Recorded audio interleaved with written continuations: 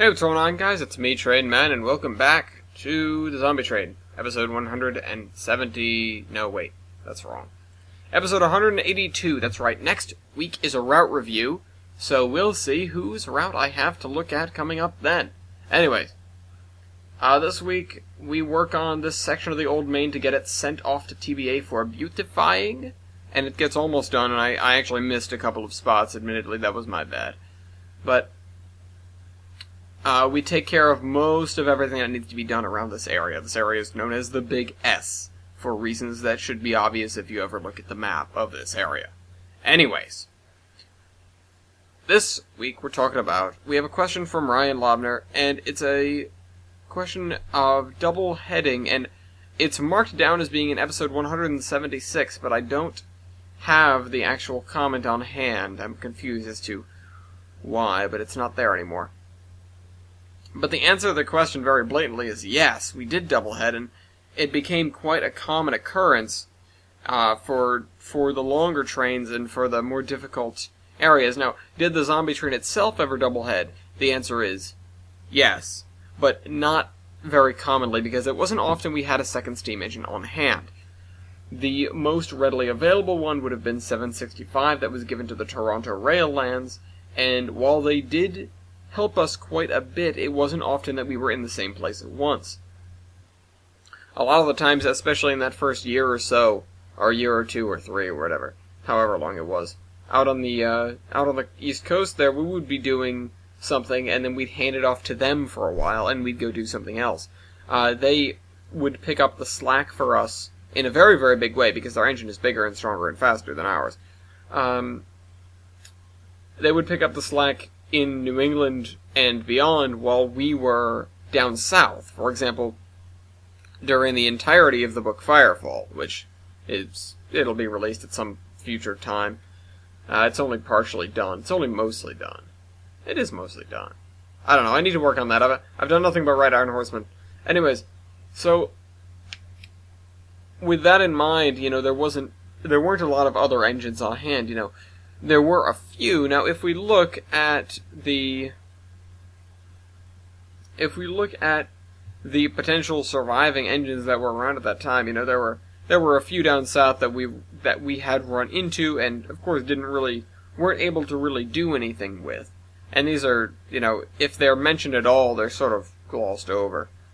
But if we look at the surviving steam locomotives, standard gauge dock, which I have, this is circa 2012, or maybe 2013. There were quite a few that were available, but none that were ever used. And the other part of the reason for this was we didn't actually have a second train crew for a very, very long time. I was the only one qualified. I was the only one that understood how to run the engine, except for John, apparently my cousin, because he had paid attention. Whereas Emilio, who had been okay, you're going to fill in for me when there's a problem, he had not paid attention. And so when he had to fill in for me, there was a problem, until John came in and helped. I don't recall exactly when that was, but I think I mentioned that. One instance of that was during the Constitution heist. I guess you can call it that. And I've covered that before. Now, these surviving steam engines, there's a couple of particular ones. Let's see. Was, I don't know. I don't remember going. I actually, to be honest, when we went down south, there was nothing that caught my eye. I know there were ones around there, but there was nothing that caught my eye, and I went out of my way to get it. Of course, 611 was a long way from being completed. And that would have been the big ticket item, so to speak. Down there you've got 4501, although I don't think she was in shape at that point, and you've got Western Maryland, 743 or 734? See, now that would have been something, but not a particularly quick engine. A nice puller, but not a particularly quick engine. We did go by that area, though. We did go over the Hiwassee Loop at one point during our travels. But there was nothing really big, again, that caught my eye. that said, oh, we need to take this with us and help us. Now, having a second engine going over the Hawassi Loop probably would have been really helpful. We ran into some trouble up there because we had actual mechanical failures while trying to do that. And, having a second engine would have been nice. Now, a second engine in general, not as for double heading purposes, but just for purposes, that actually came into effect most heavily after the pass. We had the emergency locomotive. We had Hank, number 75, Flight Call 75, after he'd been patched up, he was used as what we called the emergency locomotive. And it would be stored at the end of the train on a flat cart as to not wear out any bearings or anything, but on a moment's notice it could actually be deployed while we were in motion. And that was sort of I won't call it a stroke of genius, because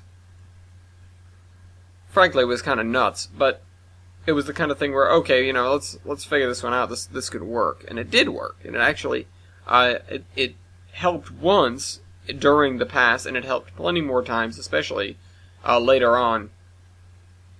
Like thinking down the line in Portland, they were the ones that ran out. Oswald and Carolyn Stevenson are those two individuals there that we ran into on Marias Pass. They were the ones that ran out there ahead of us down to Tillamook.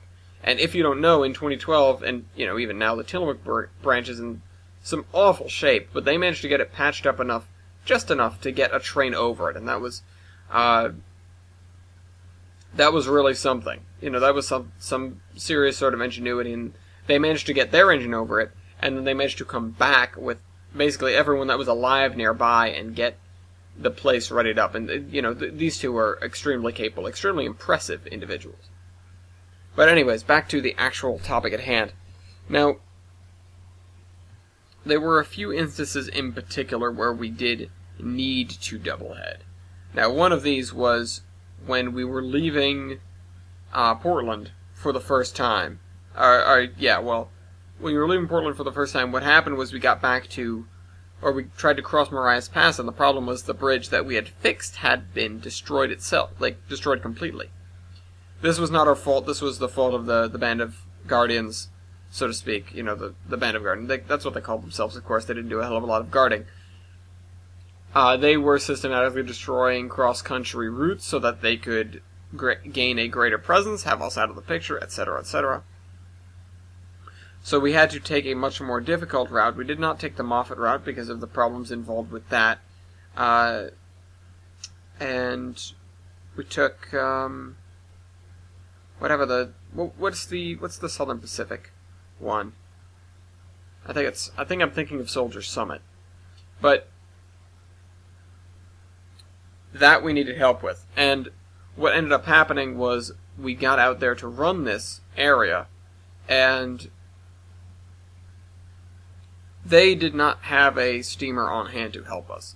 It ended up costing us a pretty penny, but what ended up happening was they had to ship out some diesel fuel and get a diesel to help us over the pass. Now, don't get me wrong, the diesel could not have done it on its own either. So this was really double heading. This was not the, let's get tugged up the hill by something superior mode. This was, wow, we really are going to need some oomph to get over this grade.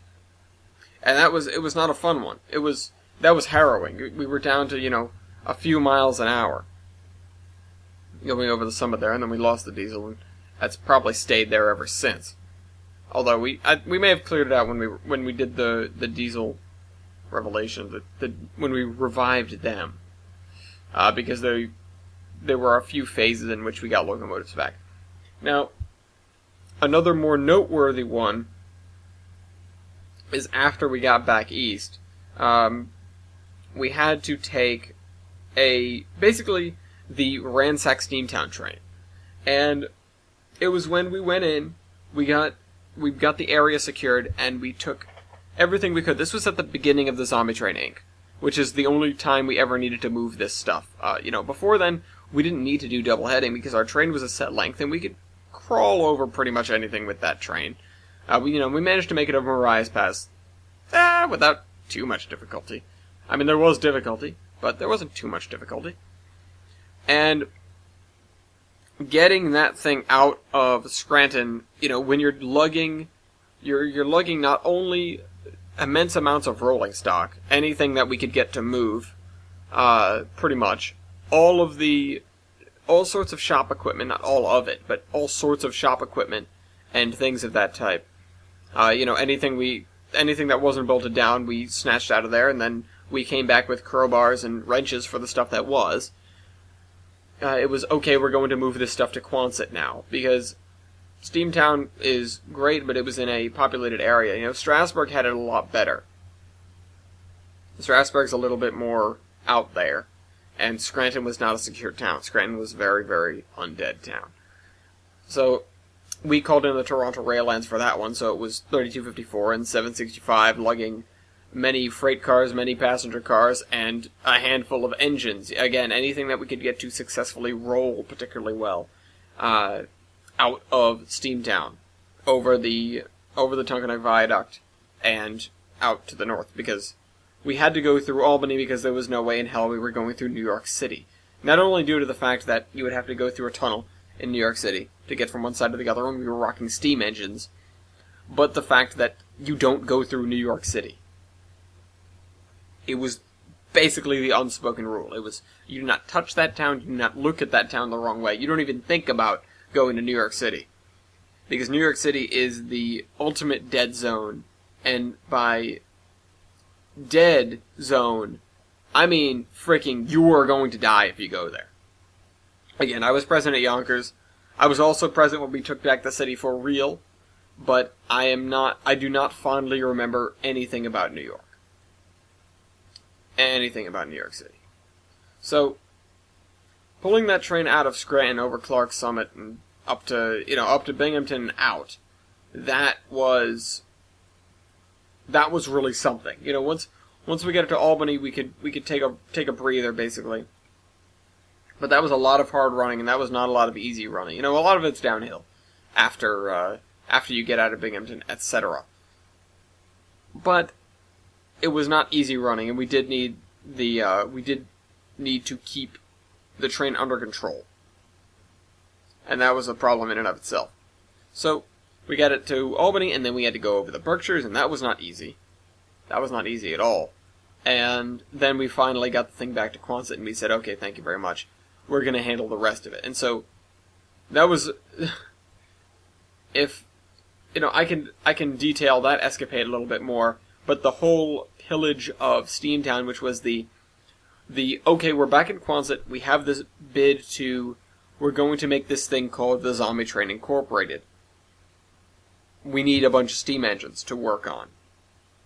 And instead of going around and picking out a bunch of usable ones, which we did have people doing, at that point we created the recovery teams, which were okay, there's a steam engine here, we know it's serviceable, you're going to go out there, and the method of choice was actually either as one or two road vehicles, again in a small convoy, or we would use the Enterprise because it was fairly common to use the airship at that point.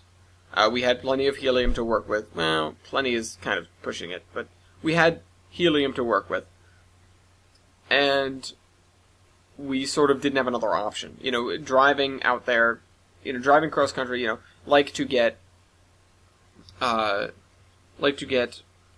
I mean, the West Coast engines are the West Coast engines, but, any of the larger steam engines, what are the larger runners? I know one of them was that Western Maryland engine 734, 743. I know it's a 7, a 4, and a 3. It's consolidation. But most of the bigger engines were out west, and so what we ended up doing was we would wrangle up Strasburg's engines and stuff like that, and wrangle up stuff at the Steam Institute. Again, it's a lot of smaller engines that didn't do a hell of a lot. That couldn't do a hell of a lot. Number 60 from the Black River Railroad is an example. Or the engine from the Conway Scenic. Or, but then we brought out the heavier recovery teams, which is once we have enough engines that can go the distance and drag another engine, we would bring 3254 running fairly light, not completely light, but running fairly light to Steamtown, hitch on a dead engine, and drag it back to Albany, where we would service it well enough. Anyways, Trainman out.